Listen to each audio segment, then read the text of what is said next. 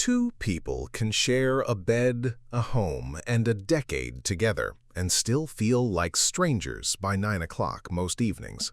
One partner goes quiet to calm down. The other reads that silence as rejection. Neither one is lying about what they feel.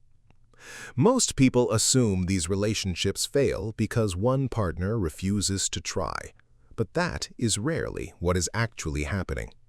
For years, autism research assumed the neurodivergent partner was the one missing social signals. Newer work tells a different story. Both partners are reading each other accurately through their own operating system and getting it wrong in the translation. Picture a common evening. One partner comes home overstimulated, drained from a day of forced eye contact and small talk, and needs an hour of silence before they can speak. Their partner, wired for connection through immediate conversation, sees the silence and feels shut out. Within minutes, both people are hurt, and neither has said anything false. Psychologist Damian Milton called this the double empathy problem. Communication breakdowns between autistic and non-autistic people are not a one-directional deficit. They are a mismatch between two different, internally consistent ways of reading the world. A neurotypical brain expects certain cues, a certain rhythm of response, a certain kind of eye contact as proof of listening. A neurodivergent brain often processes those same cues through a different sensory and cognitive filter entirely. Both are working correctly. They are simply not working the same way. This reframes almost every recurring fight these couples have. The neurotypical partner interprets a flat tone as anger. The neurodivergent partner interprets a raised voice as danger, not passion. Psychologist Tony Attwood has spent his career documenting how autistic adults frequently process emotional intensity as threat long before they process it as meaning, which means a partner raising their voice to be heard can accidentally trigger a shutdown rather than a conversation. So the fight was never really about the dishes, or the plans that changed, or the text that went unanswered for 6 hours. It was about two nervous systems interpreting the same 5 minutes through entirely different instruction manuals, with neither manual being wrong. There is a genuine insight hiding underneath all of this. The problem is not that one partner needs to learn the other's language while their own gets quietly set aside.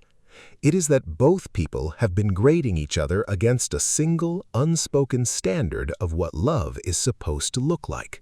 Usually the neurotypical one, because it is the one most relationship advice, books, and films were built around. A neurodivergent partner who does not offer constant verbal affirmation is not failing at love. They may be expressing it through consistency, through remembering small details, through solving problems quietly rather than narrating feelings about them out loud. Relationship researcher John Gottman found that most long-term couples do not fail because of the size of their conflicts, but because of small, repeated moments where one partner reaches out and the other does not turn toward them. In neurodivergent and neurotypical pairings, those missed moments often are not refusals, they are mistranslations. A neurodivergent partner processing an overwhelming day by going still is not withdrawing love. A neurotypical partner asking for more verbal reassurance is not being needy. Each is speaking their native language into a room where the other person's translator has not been switched on yet. This is where the philosophy underneath the psychology becomes useful. Most relationship advice assumes a single universal template for closeness. Enough talking, enough eye contact, enough shared processing of feelings in real time. That template was built around one kind of mind. Philosopher Martin Buber described genuine relationship as an encounter between an I and a thou rather than an I and an it. A meeting that recognizes the other person as a full, separate reality rather than a version of yourself you're trying to manage.